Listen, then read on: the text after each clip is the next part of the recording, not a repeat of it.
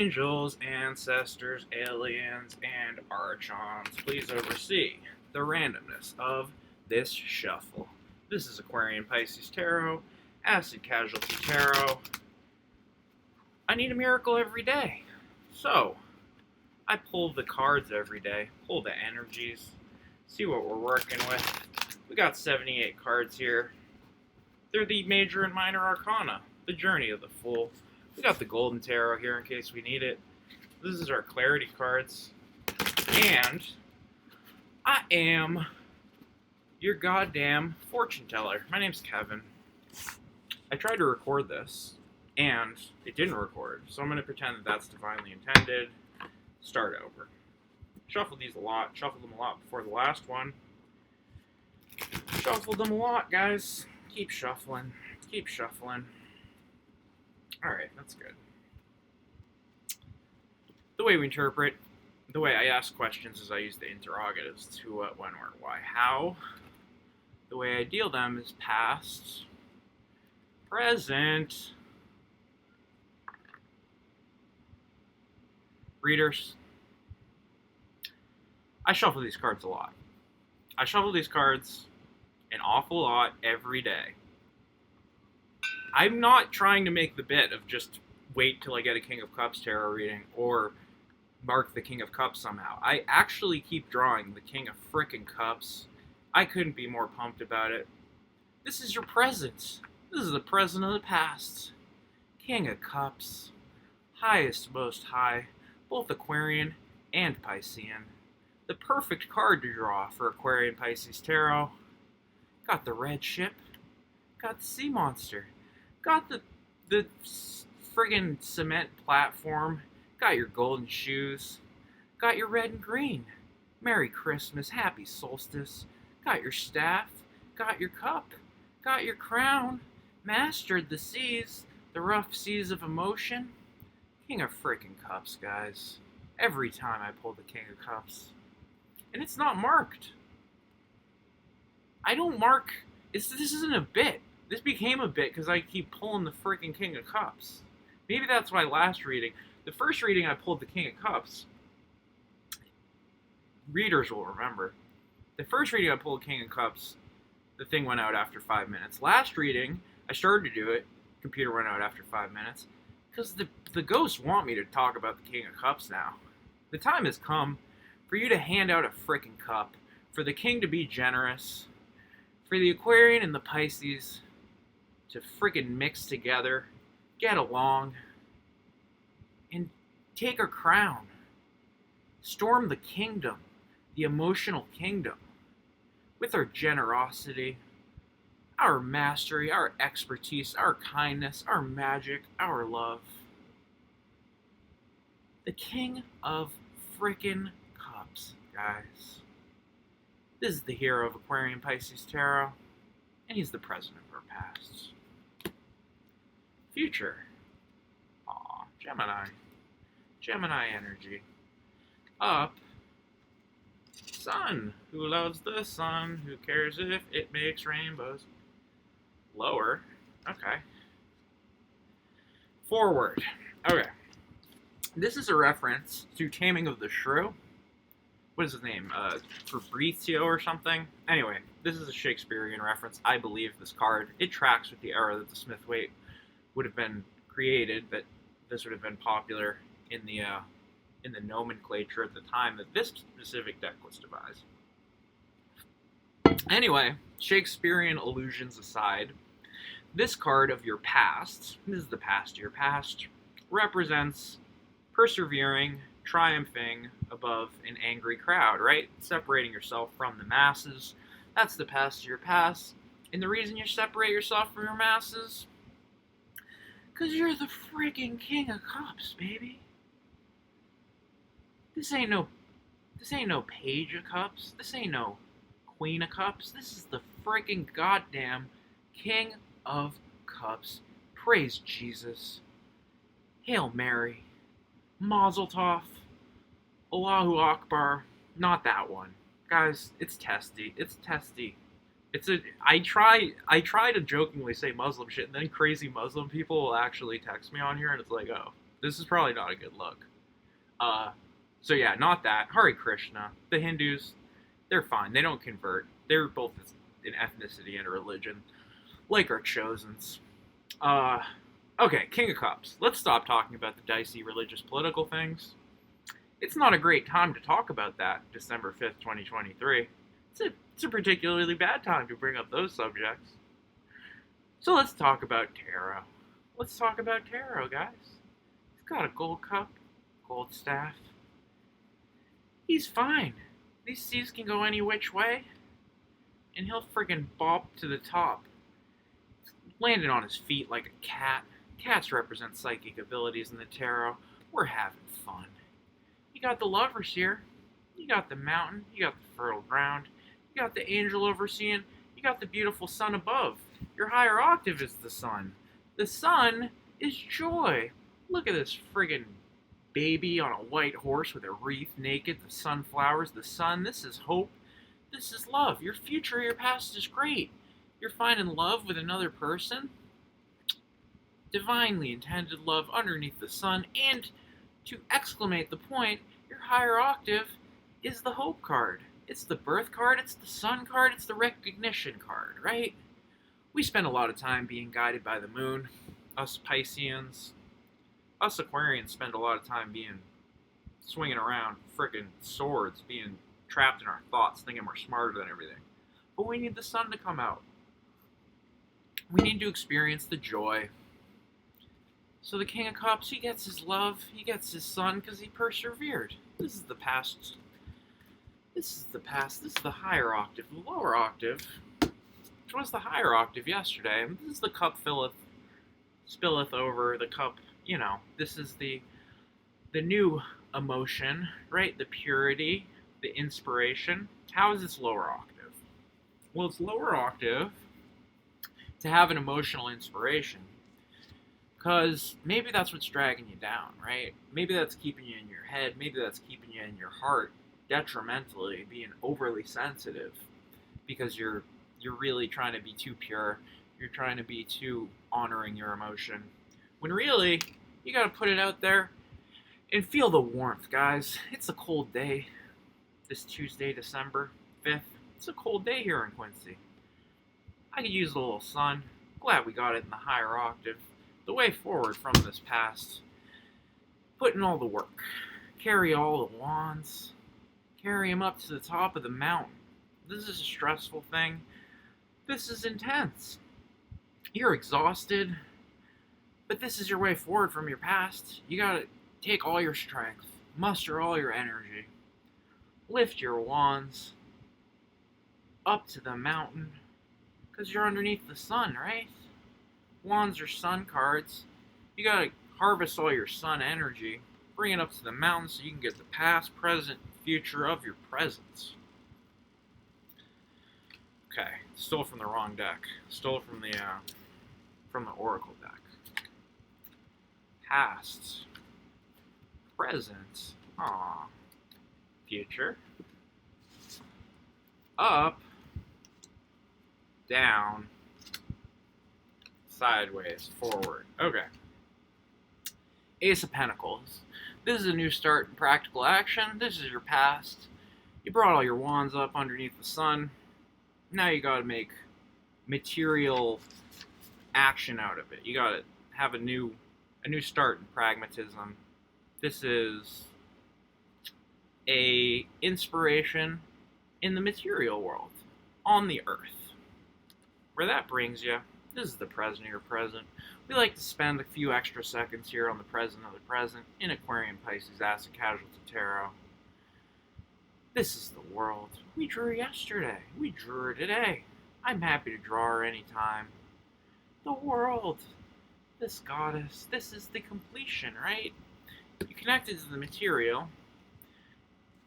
You took all of your sunly, infernal things under the sun. You brought it to the earth, and then the present of your present is magnificent. You got a freaking new lease on life. You got completion, you got fruition, you got fulfillment. You reached the apex of your journey as a fool. This is the last iteration of the Fool before he turns back into the Fool. We're not going to talk about reincarnation, guys. We're going to talk about how beautiful this card is. Beautiful one-handed woman. We got the fixed signs, fixer-uppers, fixing the world, guys. You got the world in the palm of your hands. Like the lower octave is the world in the palm of your hands. We'll get to the lower octave. First, we gotta just enjoy the present, which is our beautiful, sweet-boobed, purple-shrouded, worldly angel here. The world lady. She's my favorite. She's my favorite now. That brings you to the future of your present, which is the Page of Wands, which is enthusiasm about action, fiery action, but like a youthful, playful kind of approach. He's got the funny like feathered hat. He's like an explorer, right? So you got the world in your freaking hands. You got the world as the present of your present. So where do you go? You gotta act. You gotta be a spirit acting in the world. You can't just be in your spirit. That's not the way to be. You can't just stay in your cups. You can't just stay in your swords. You gotta get into the wand frequency. Go over the desert with an explorer's approach. Look out and say, what can I do here? What can I do with this canvas? This beautiful canvas. You can build anything here, right? Higher octave. Sharing with like-minded folks. Starting a little business, a little commune, a little family, a little reaching out, connecting, making a friggin' group of you. So you're not alone. You got the whole world there. Lower octave is world in your hands card. But he's looking at the world in his hands. He's not looking at the actual world in front of him. This is myopic. That's why this card is lower octave, because it's a myopic view of the world. The Page of Wands is where you want to be. This guy, he's looking at a simulation of the world. Meanwhile, life goes on all around him. Meanwhile, this guy's just obsessing about his little picture of the world. Not looking at the beautiful world in front of him. He's looking at a globe, right? This is a hopeful card, but this is your lower octave. Because you need to tap into your higher octave, which is connecting to the actual world, actual people, running shit by people, taking criticism, growing. This guy is just... he's just getting started, looking at his perfect little fake world. He's got to zoom out from his short-sighted vision, see the lush, beautiful world he's resting on, right? Stop looking at the wand in your hand. Look at the wand that's resting on the beautiful frickin' earth. The way you move forward, abundance, luxury, appreciation. You got the grapes representing fertility. You got 9 pentacles, you got nice trees, you got a nice bird, you got a nice house, you got a nice dress, you got a nice hat. Frickin' 9 of Pentacles. Famously awesome in this reading, because she's not the lower octave. We read her as the lower octave. Past. This is your future. Present. Ugh. Dicey future. Future. Okay. Up. Down, forward. Okay. So we got a fun future. We got a fun future here, guys. I'm going to take a sip of tea. I have to figure out how this future is good. Okay. So this is a card of sneakiness, theft. That's the superficial thing, but... okay, so you look in the background of this card. It's hard to see. There's a guy fighting other people that are like surrendering or being killed. There's tents here. This guy is using his mind to avoid confrontation, right? He doesn't want to fight physically. He doesn't want to lose his physical life. So he's being sneaky. He's using his brain to avoid confrontation by outthinking people, right? So he's pulling a sneaky move where he's like, if I can outthink you, I don't have to get slaughtered like these fools in the background. I can just flee the tent, take what I can, leave the rest behind. You must leave now. Take what you can. What you think will last. Yonder stands your orphan with his gun, crying like a fire in the sun. He's leaving the tent city. He's not gonna die, but he's kind of a sneak, kind of a sneak, kind of a bitch move. It's okay. Seven of Swords, you're fine with us, but you are taking us to the devil. Hail Satan. We got the 5-point Pentacle star, which the devil is money. They have the same star. 5 is bad. There's 5 on the Pentacle. That's what I'm saying. Like, Pentacle is bad. It's the devil. But the devil, what's good about the devil? Oh, it's so much. Have you ever listened to heavy metal, guys? This guy freaking rules. The devil, you're having sex. You're in a dungeon. You're angry. You're drunk. You got bats. Bat wings. You got the hermaphroditic goat demon, Baphomet, and you're chained to this black obelisk. Devil freaking rules in this reading. They're on the floor. They're enjoying it. They're enjoying the kind of bondage, which kind of tracks for our future. Future of our reading is indecision. It's also truce. It's being pulled between two things. And it's saying, I give up, right? Maybe I'm going to be okay with the bondage. Maybe I'm in a sneaky mood. Maybe I'm having a rough time right now and I need to tap into that demon energy. Because the sun, the world, I don't feel comfy there. I like to be in the dark dungeon. I like to be doing the freaky shit, the sneaky shit.